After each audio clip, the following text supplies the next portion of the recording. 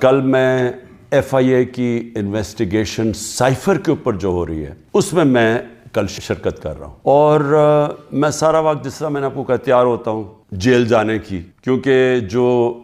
Minister interior کا رانا ثناء اللہ ہے جس کے نیچے ایف آئی اے ہے، وہ تو پہلے ہی کہہ بیٹھا کہ عمران خان کو جیل میں ڈالیں گے ہم یہ سائفر کے اوپر۔ تو مجھے نہیں پتا، کیونکہ اس وقت کوئی قانون تو ہے نہیں، جنگل کا قانون ہے،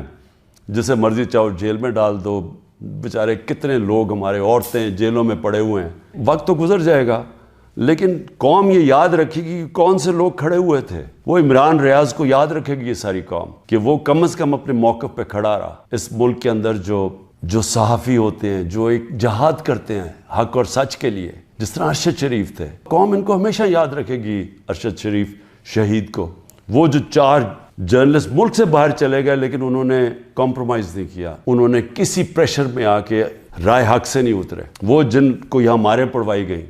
ذلیل کیا گیا، اور وہ جن کے بڑے نام ہیں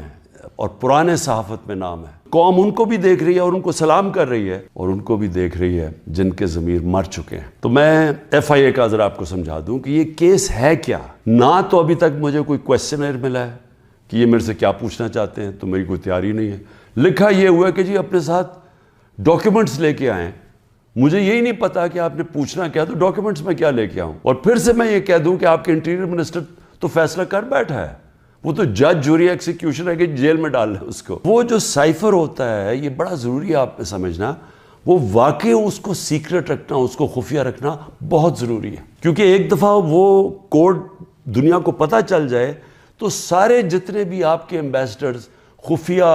میسیجز بھیج رہے ہوتے ہیں فورن آفس باہر کی دنیا سے، وہ سارے پبلک ہو جائیں گے، جس طرح وکی لیکس کے اندر پبلک ہو گئے تھے۔ یاد رکھیں، وکی لیکس میں امریکن ایمبیسڈرز جو ڈاکیومنٹس بھیجتے تھے، جو کمیونیکیشن بھیجتے تھے اپنے اسٹیٹ ڈپارٹمنٹ کو، وہ سارے پبلک ہو گئے تھے، اور اس میں کئی انکشاف ہوئے، جس میں دیکھنے والا جو پاکستان کے اندر ہمارے سیاستدان وہ کیا باتیں کر رہے تھے ایمبیسڈر سے، وہ بھی دیکھنے والے ہیں کہ کتنے دوگلے تھے۔ اور انہوں نے، میں یہ اللہ کا شکر ہے، میں یہ کہتا ہوں، انہوں نے کہا کہ ایک آدمی ہے جو ہمارے سے بات کرتا ہے وہ پبلک سے کرتا ہے، باقی انہوں نے کہا باقی جتنے پولیٹیشین ہیں وہ ہمیں کچھ کہتے ہیں، پبلک میں جا کے کچھ کہتے ہیں۔ جو سائفر آتا ہے فورن آفس کے اندر، وہ کبھی کسی کے پاس نہیں جاتا، وہ صرف فورن آفس میں رہتا ہے، وہ چوری نہیں ہو سکتا، وہ فورن آفس میں پڑا ہوتا ہے۔ جو ہمارے پاس آتا ہے اور جس میں prime minister, president, army chief, I S I کا چیف، اور پھر ایک جاتا ہے اس کا جو جاتا ہے کیبنٹ سیکرٹری کے پاس، یہ یاد رکھیں کہ یہ وہ سائفر نہیں جاتا۔ یہ سائفر کا جو مفہوم ہوتا ہے وہ اپنے لفظوں میں لکھ کے ہمارے پاس پہنچتا ہے۔ تو سائفر فورن آفس میں رہتا ہے، وہ کبھی وہ نہ چوری ہوا ہے، نہ وہ اور کوئی دیکھ سکتا ہے، نہ پرائم منسٹر، ہم کوئی نہیں دیکھ سکتے،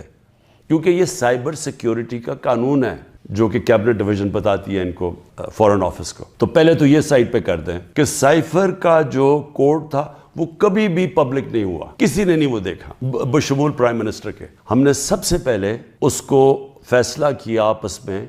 کہ ہم یہ پبلک نہیں، ابھی اس کے اوپر بات نہیں کریں گے، کیونکہ او آئی سی کی کانفرنس تھی پاکستان میں 22 اور 23 مارچ کو، تو سائفر آ چکا تھا 6 مارچ کا۔ ہم نے اس کانفرنس کی وجہ سے ہم چپ کر کے بیٹھے رہے، کیونکہ باہر سے منسٹر آ رہے ہیں اور شور میں جاتا ہے اس کا، تو ہم نے کہا ملک کو نقصان پہنچے گا۔ 27 تاریخ کو میں نے جلسے میں جو ایک کاپی لہرائی وہ سائفر نہیں تھا، جو سائفر کے اندر پیغام تھا، تو وہ میں نے بتایا، اور میں نے تب بھی محتاط رہا، میں نے یہ نہیں بتایا کہ میں نے کہا یہ بڑا سینسٹیو ہے، میں نے لکھ کے بتایا کہ میں صرف کوئی غلط بات نہ کہہ دوں، کیونکہ انٹرنیشنل ریلیشنز ہیں، ہماری دوسرے ملکوں کے ساتھ تعلقات ہیں، وہ نہ خراب ہو جائے۔ کتنی بڑی اس ملک سے میں سمجھتا ہوں کہ کتنی بڑی ملک کی توہین ہوئی کہ ایک باہر کا ایک آفیشل وہ پاکستان کے ایمبیسڈر کو کہہ رہا ہے کہ اپنے پرائم منسٹر کو اگر تم نے نہ ہٹایا، ووٹ آف نو کانفیڈنس، جو پھر سے میں یاد کرا دوں کہ ابھی آئی نہیں تھی، تو پاکستان کے لیے مشکلات ہوں گی، اور اگر اس کو ہٹا دیا تو سب کچھ معاف ہو جائے گا۔ یہ تھا سائفر میں۔ اور جو ایمبیسڈر تھے، پھر سے میں آپ کو بتا دوں، اسد مجید، انہوں نے لکھا اس میں کہ میرے خیال میں تمہیں اس کے امریکہ کے خلاف ان کو پروٹیسٹ کرنا چاہیے، ڈیمارش کرنا چاہیے کہ یہ کبھی اس طرح کی زبان استعمال نہیں ہوتی، ایسی دھمکی نہیں دی جاتی۔ میں پہلے کیبنٹ میں رکھتا ہوں، پھر 28 مارچ کو نیشنل سیکیورٹی کاؤنسل میں رکھتا ہوں، اور وہ نیشنل سیکیورٹی کاؤنسل میں سارے سروس چیف ہوتے ہیں۔ جنرل باجوہ تھے وہاں، ایئر چیف تھے ادھر، نیوی کے چیف تھے، جوائنٹ چیف آف سٹاف تھے، ہمارے ساری کیبنٹ کے سینئر ممبرز تھے، فورن آفس کے سیکرٹری بیٹھے ہوئے تھے، اور اس میں کیا فیصلہ ہوتا ہے کہ ہمیں جس طرح امبیسڈر اسد مجید نے ریکمینڈ کیا، ہمیں ڈیمارش کرنا چاہیے، ہمیں امریکہ کو پروٹیسٹ کرنا چاہیے کہ یہ آپ نے ہمارے اندرونی معاملات میں مداخلت کی۔ تو جب وہ اس میں آ گیا نیشنل سیکیورٹی کاؤنسل میں اور ڈیمارش کر دی، تو جو اس کی جو سائفر کے اندر چیزیں لکھی ہوئی تو وہ تو پبلک ہو گئی، کیونکہ جب آپ نے پبلک ایک سٹیٹمنٹ دے دی کہ کہہ دیا کہ ہم نے اس کی کیا، تو وہ تو سیکرٹ تو نہ رہا وہ، کیونکہ ڈیمارش نے اپنے کس پہ، تو یہ چیزیں سامنے آ گئی نیشنل سیکیورٹی کاؤنسل میں اور کیبنٹ میں بھی ڈسکس ہو گئی۔ اس کے بعد پارلیمنٹ کے اندر ہم نے ان کیمرہ سارے اپوزیشن لیڈرز کو بلایا کہ آپ کو پتہ ہونا چاہیے کہ کس طرح کی پاکستان میں توہین ہوئی۔ سارے اپوزیشن لیڈرز نے منع کر دیا جانے کا، کیونکہ یہ سارے حصہ تھے اس سازش کے۔ پارلیمنٹ سے جو اسپیکر ہوتے ہیں وہ چیف جسٹس آف پاکستان کو بھیجتے ہیں، اور میں بھی انہیں کہتا ہوں کہ اس کے اوپر انکوائری کریں کہ یہ جو مداخلت ہوئی ہے اس کے اندر پتہ تو چلے کہ یہ ہوا کیا، کتنی بڑی سازش ہوئی ہے کہ سٹی گورنمنٹ کے اوپر، الیکٹڈ پرائم منسٹر کے اوپر دھمکی ملتی ہے، اور پھر اس کے گورنمنٹ گرانے کی پوری تیاریاں شروع ہو جاتی ہیں، لوگ بھاگنا شروع ہو جاتے ہیں، الائز چلے جاتے ہیں۔ اور یہ پیغام کس کو تھا؟ مجھے تو پتہ تھا پیغام کس کو ہے، جنرل باجوہ کے لیے پیغام دیا گیا تھا، کیونکہ اسی کے پاس پاور تھی نا گورنمنٹ گرانے کی، باقی تو کوئی پرائم منسٹر کو نہیں ہٹا سکتا تھا۔ تو اس کے بعد جب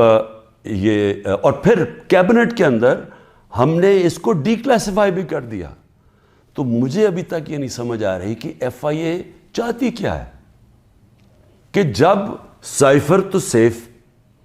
جس طرح ثناء اللہ نے کہا وہ فورن آفس میں پڑا ہے، وہ تو اس کے اوپر تو اس کا تو کسی کو پتہ ہی نہیں ہے جو سائفر کی کوڈ ہے۔ ہمارے پاس جو جس کو پیرافریز کہتے ہیں انگریزی میں لفظ، ہمارے پاس جو آتا ہے وہ تو اس کا مفہوم آیا تھا، اور وہ جا کے نیشنل سیکیورٹی کاؤنسل اور کیبنٹ میں جب رکھا اور بعد میں ڈی کلاسیفائی بھی کر دیا، تو وہ تو پھر ایک سیکرٹ ڈاکیومنٹ نہیں رہا۔ جب رجیم چینج ساؤتھ امریکہ میں بھی ہوتا ہے تو اس طرح تو پھر بھی نہیں ہوتا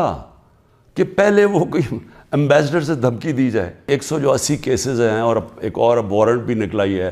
الیکشن کمیشن کی توہین ہو گئی۔ یہ دنیا میں آپ نے نہیں کبھی سنا، عدالتوں کی تو توہین ہوتی ہے، الیکشن کمیشن کی توہین ہونے وارنٹ نکلائیں۔ پوری کوشش ہے کسی نہ کسی طرح اس کو جیل میں ڈال دیں۔ میں کھڑا ہوں، جیل کے لیے بھی تیار ہوں، لیکن قوم کو میں یہ بتا دوں